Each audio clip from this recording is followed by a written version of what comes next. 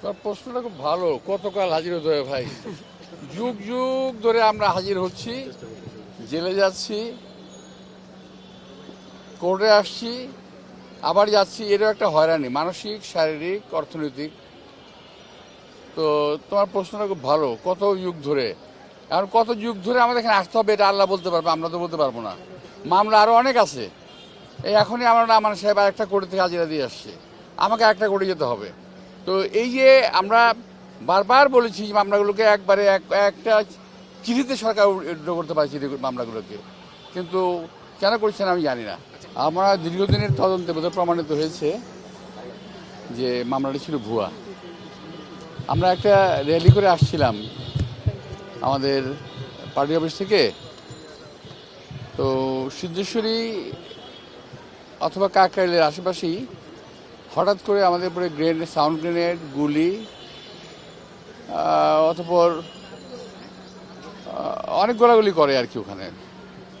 তো আমরা তো যে যার মতো আত্মরক্ষা করি। অতঃপর পুলিশ আমাদের বিরুদ্ধে ভুয়া কিছু মামলা দেয়।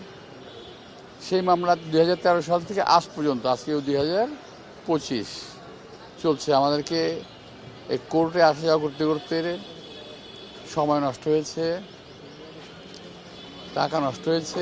এই মামলায় আমাদেরকে জেলেও যেতে হয়েছে, আবার জামিন করেছি। এখন দেখা গেছে যে হয়তো এটা দেখা গেছে যেটা এখন আর না, চলে না, মামলা অচল। তো আমরা প্রেজেন্ট করেছি, আমরা বলেছি যে আমরা তো নির্দোষ। জনাব মির্জা আব্বাস সাহেব গত 2-3-2013 সালে যখন বিএনপির কেন্দ্রীয় কার্যালয় থেকে একটা শান্তিপূর্ণ র্যালি আমাদের নিয়ে বের হচ্ছিলেন, ওনার সাথে সেদিন ছিলেন আমাদের ডাকসুর সাবেক ভিপি জনাব আমানুল্লাহ আমান সাহেব এবং শহীদউদ্দিন চটিয়ানি, মির্জা ফখরুল ইসলাম আলমগীর সহ 26 জনকে আসামি করে সেদিন একটা মামলা করা হয় যে আমরা নাকি গাড়ি ভাঙচুর করেছি, আমরা গুলি করেছি।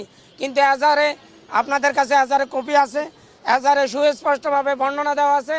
সেদিন পুলিশ আমাদের সাধারণ এই শান্তিপূর্ণ মিছিলের উপর টিয়ার সেল মেরেছে, রাবার বুলেট মেরেছে। আর সেই রাবার বুলেটের অংশবিশেষ সেদিন তারা অত্যন্ত পরিকল্পিতভাবে মির্জা আব্বাসকে দমাই রাখার জন্য আমানুল্লাহ আমান সহ বিএনপির কেন্দ্রীয় নেতৃবৃন্দ, শহীদউদ্দিন চটিয়ানি সহ এদের সবাইকে দমিয়ে রাখার জন্যই একটা মামলা করা হয়। একই ডেটে টোটাল 5টা মামলা করা হয়। রমনা থানায় 2টা, শাহবাগ থানায় 1টা এবং মতিঝিল, পল্টন, শাহজাহানপুর থানায় টোটাল 5টা মামলা। সেই মামলাগুলোতে ইতিমধ্যে আমরা অন্য কোর্টে শুনানি করেছি। আদালত আমরা আজকে সার্চ শুনানির জন্য ছিল, আমরা আদালতকে বলেছি আমরা 13 বছর হাজিরা দিয়েছি এবং এমনও দিন গেছে যে আজকে ডেট, আবার সোমবারে ডেট, আজকে বৃহস্পতিবার, আবার সোমবারে আরেকটা ডেট। এইভাবে ওনাদেরকে প্রতিদিন মিনিমাম মির্জা আব্বাস সাহেবকে 15-20টা মামলা, আমানুল্লাহ আমান সাহেব থেকে শুরু করে আমাদের প্রতিটা নেতাকর্মীকে এইভাবে গত 17 বছর কষ্ট করতে হয়েছে। আজকে আমরা 241-এর এই ধারা মোতাবেক আদালতে দরখাস্ত দিয়েছি। আদালত মামলাটা পুঙ্খানুপুঙ্খানুভাবে পর্যালোচনা করে দেখেছেন মামলাটা মিথ্যা, বানোয়াট এবং উদ্দেশ্য প্রণোদিত। সেই সব আদালত ন্যায় বিচারের স্বার্থে ওনাদের সবাইকে অব্যাহতি দিয়েছেন।